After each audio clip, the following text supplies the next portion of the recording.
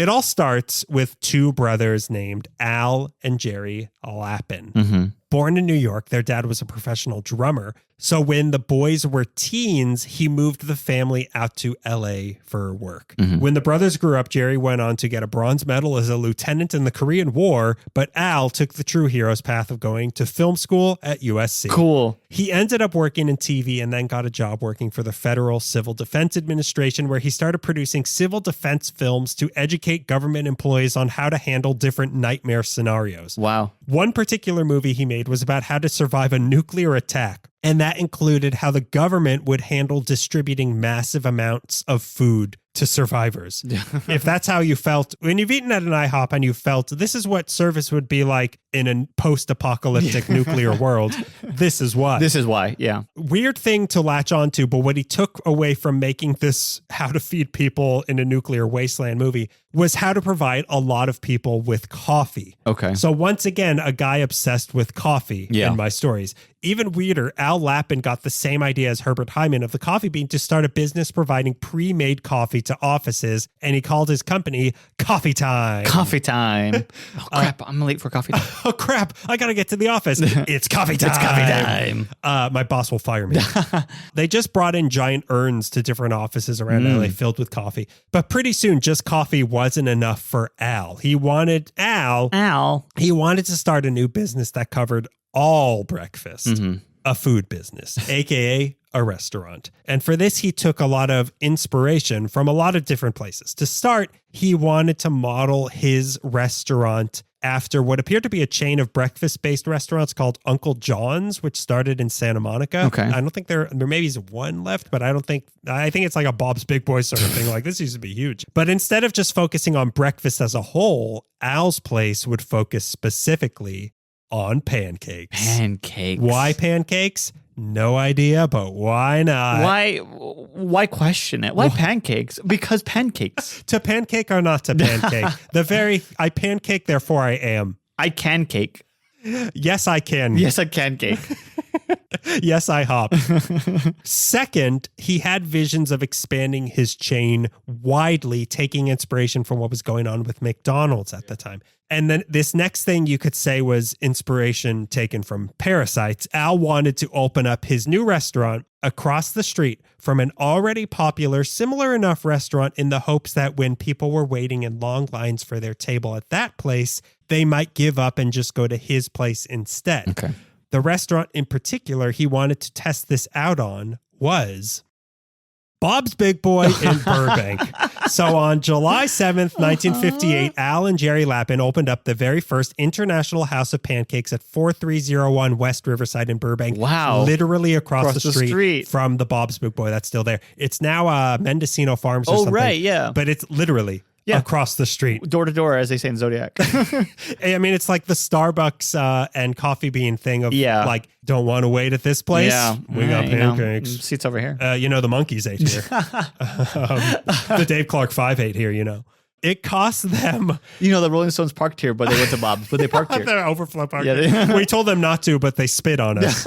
It cost them $25,000 to open this place and to differentiate themselves from the red-tinted Bob's across the street. So everything, the sign for Bob's is all red. Blue. And also inspiration one more time from the vibrant monochrome orange roofs of Howard Johnson. They said, well, they're red. We're going to be bright blue. Great. So that's why to this day, many of the IHOP locations have bright blue on them. Beautiful. Which is weird to think about that, like all of the IHOP blue that you've seen your whole life is just because they wanted to not look like Bob's Big Boy. It's so funny. So back to that name. They weren't just the House of Pancakes. They were the International House of Pancakes. Why? Because Interpol eats here. Because it was more tax breaks.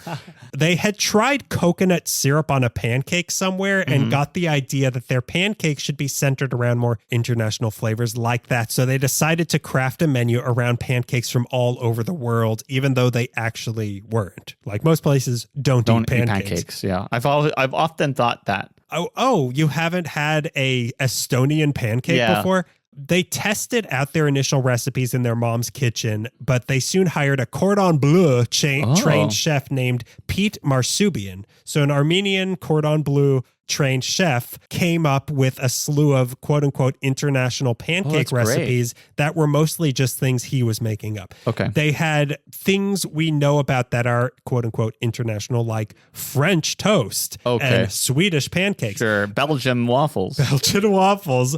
That's what they call pancakes in Belgium. Waffles. But then Marsubian came up with things like the Kauai coconut pancake, which had shredded coconut and coconut sugar sauce imported from the Philippines on top. Mm-hmm. He made the Tahitian orange pineapple pancake, something called a Persian pancake, and also an Iowa corn cake, which the Des Moines Mafia once threatened me with.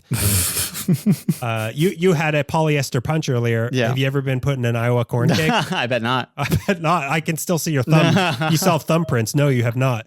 Initially, they offered 48 different types of pancakes with themes like this from all over the world. That number got cut down to just 16 in the 70s, but many of these original recipes are still used today. Really? Or variations of yeah. So that was their main gimmick, was these international, quote-unquote, international offerings. But there were two others, one of which is my favorite. First, knowing how important coffee was to people from their previous business, they would just bring a whole pot of coffee to your table and leave it there. So you'd have unlimited coffee and not have to beg the waiters to bring you more whenever you want it. They don't do this anymore. They don't? No, they don't. They don't do that. They come by, decaf, regular. Welcome to IHOP. The other gimmick, though, which thank God they still do this one, was offering unique syrups on every table. That is why I go. They had strawberry, blueberry, and boysenberry, which was and still is not a very common thing outside of an IHOP to have those things. Yeah. And all this for an affordable price. It was initially 60 cents for 3 pancakes. And even from the beginning, they appealed to more particular taste by offering burgers and my beloved chocolate chip pancakes. Funny face pancakes was what I would get all the time as a kid. Let me scratch that. Funny face pancakes is what I get all the time. All the time. Yeah. I beg them to make a frown face so it looks like me, and they're like, no, cheer up. Stop being gloomy. You must eat the smiley face. Yeah, it's good for you. We talked to your doctor. You have to eat the smiley face. Full stack. Okay. And don't hide them under your tongue like you do. It should be like the happy face, happy feet, sad feet. Yeah, you flip it over. Yeah, you flip it over. And it's you could just flip it upside down. You could. You really could. What is a smile if not a happy face pancake upside down for him? So Al made sure the restaurant and the food looked nice. He insisted that people eat with their eyes before they eat with their hands. Which use a fork. Yeah. And it was still a family affair. Al's wife, Marilyn, was the cashier, and their son would sleep in his bassinet under the register while she was working. But the combination of the gimmicks of the pancakes and the syrups and it being affordable and the runoff from Bob's Big Boy made them an instant hit. Because of their location, they also had a lot of celebrities coming in like Jimmy Stewart and Doris Day and Milton Berle, who was creeping into international territory himself. Got too close to the border. So yeah, like all those people who would be going to Bob's would also be going to IHOPs. Cool. We got them too. Now remember, Al's plan had been to McDonald'sify this. So once it became clear that the concept of an IHOP worked, things started moving fast. Yeah. He started a new company to own the International House of Pancakes called International Industries and opened up a couple more locations in the Valley. It was either the second or third one that was on Ventura Boulevard, which they said was in Woodland Hills, but I can't find any record of there ever being a IHOP on Ventura in Woodland Hills. Strange. So I think they might be talking about the one that's in Encino. Right. That's still that's there. The one I know. Because this location, which was opened in 1960, was the first one to feature the iconic A-frame shape I love building. that A-frame. The steep slopes of the ceilings were meant to make you feel like you were eating in a European chalet. Nice. I like that. And I do get, when I'm outside, I get that feeling. Never when I'm inside. When I'm outside waiting. Well, it used to be like that. But it used to feel like that inside also. They could fit about 88 people in one of these, and this became the standard structure of an IHOP for a long time. Cool. From here, they started opening up more and more locations throughout the 70s, most of them being franchises. Their company, International Industries, became more and more of a conglomerate, buying up the Orange Julius locations and also Michael's they owned. Weird. They also owned a chain of Pizza Playhouse, chain called Pizza Playhouse that would deliver movies with your pizza, which I think is really cool. Yeah, I love that idea. They just give me like their streaming password with every pizza. It's written on the box, their HBO Max login. Please throw this box away when you're done. Only 3 people can use it at once, and it's a busy night. Yeah. Al even started a new restaurant chain during this time, House of Pies. Wow. The same guy who started IHOP started House of Pies. That makes a lot of sense. It does, doesn't it? Yeah. Like the shape of, like, there's that building in Studio City on Ventura that they say used to be a House of Pies that has the same triangle shaped thing. It's weird, but kind of exciting. Yeah, kind very of thrilling. Exciting. I want to go right now. I want to go to that gold and silver exchange place that used to be a House of Pies. Their company became so powerful that they were considering buying ABC at one point. ABC IHOP.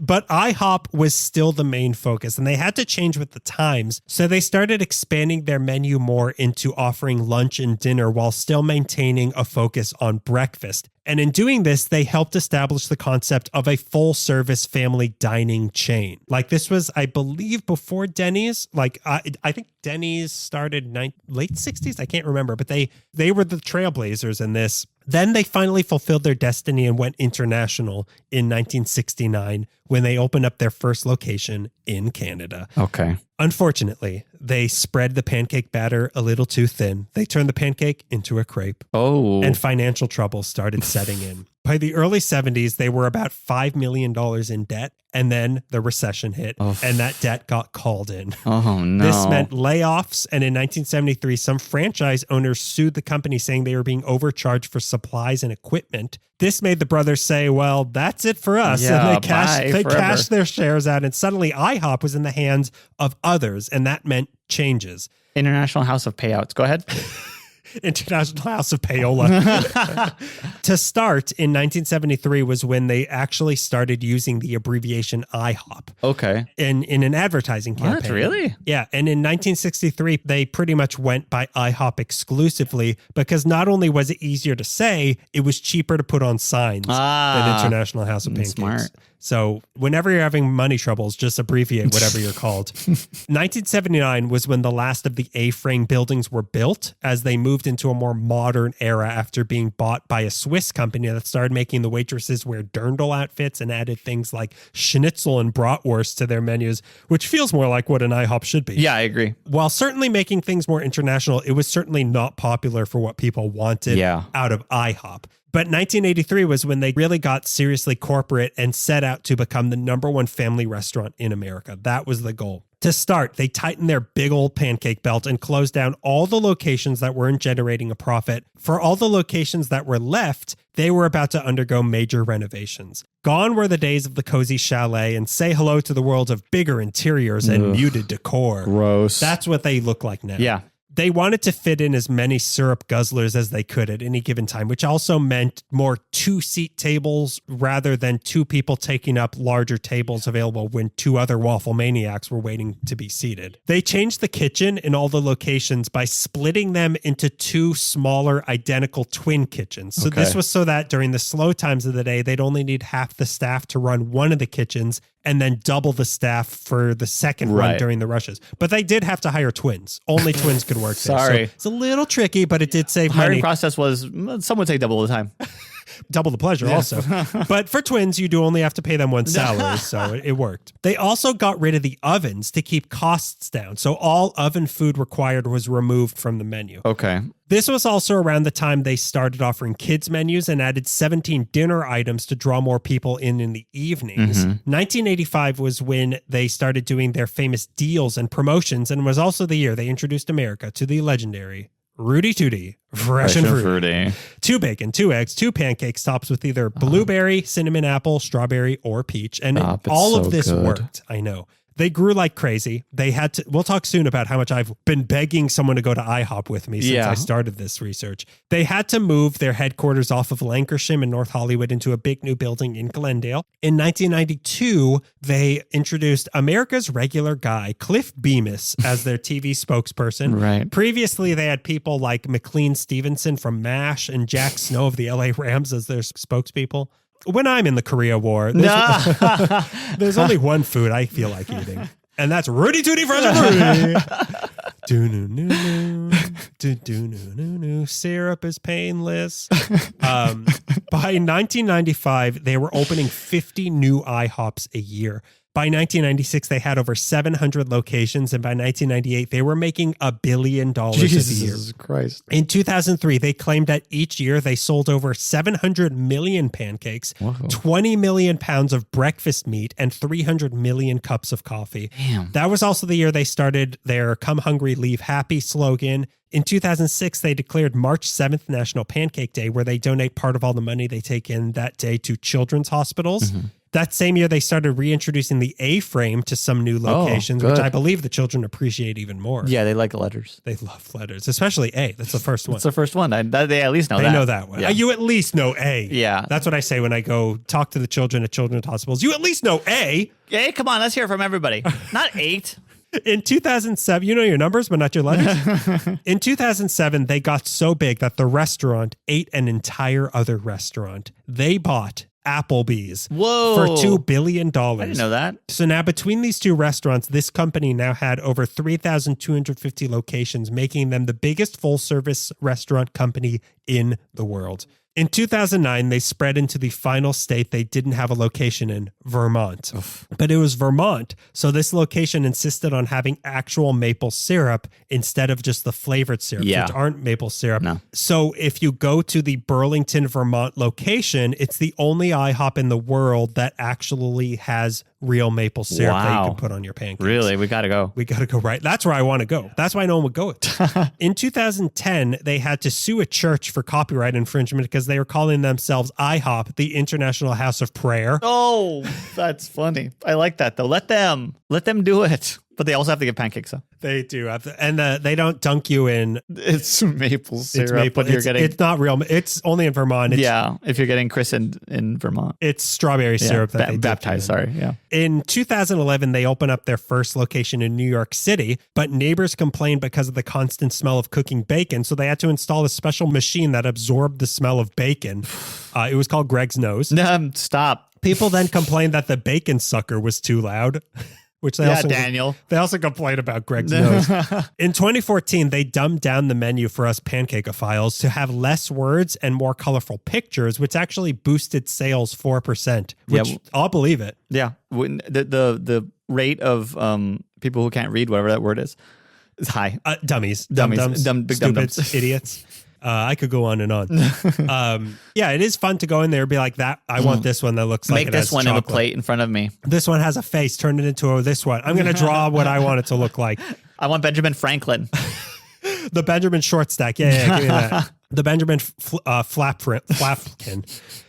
2015 was when they introduced the smiley face logo on their signs. Like it. They toyed around with the idea of faster versions of IHOP around this time, also with IHOP Express and Flipped. Oh. They even used an IHOP pancake in a study of whether or not Kansas was flatter than a pancake. The results are Kansas is flatter than a pancake. So are Florida, Illinois, North Dakota, Louisiana, Minnesota, and Delaware are flatter than a pancake. Yeah, like overall, right? Because like the actual surface of a pancake has like grooves and divots, but like the surface of these states are flat as a pancake. Flat as a pancake. A different company's pancake. Okay, though. I didn't think North Dakota had mountains. Okay, whatever. The beautiful North Dakota mountains. I'd love to go to North Dakota and climb the mountains. Where's Mount Rushmore? South Dakota? Yeah. Okay. Yeah. You big idiot. And also, every IHOP pancake has a Mount Rushmore on it. You stupid idiot. Today, there are over 1,790 IHOP locations across all 50 states, 2 U.S. territories, and 13 countries outside the U.S., from the Philippines to Bahrain. Ooh. They also have themed menus for movies coming out like they did for Sonic the Hedgehog, Wonka, and If, but I really enjoyed the Long Legs themed menu that they had. Spiders everywhere. Spiders and snakes and dolls everywhere. And they put powdered sugar on on the smiley face. Yeah, on the smiley face, yeah. They are also one of the few places that are still open 24 hours that you can go to. And a little insider secret, supposedly the way they get their omelets so fluffy is by adding a splash of pancake batter into the eggs. Interesting. That's how they do it. I like that. The men who started it all, Al and Jerry Lappin, were just fine in the end, even though Al did go bankrupt in 1989. He died in 2004 at age 76 and is buried in Eden Memorial Park in Mission Hills, right by Lenny Bruce and Groucho Marx. Oh, right. Jerry died in 2002 and is buried at Arlington National Cemetery, the war hero. And I hear a splash of pancake batter is in both of their coffins. That's how they keep their corpses so light and fluffy. In case you want to eat them later. In case you want a little snack at the end of the world.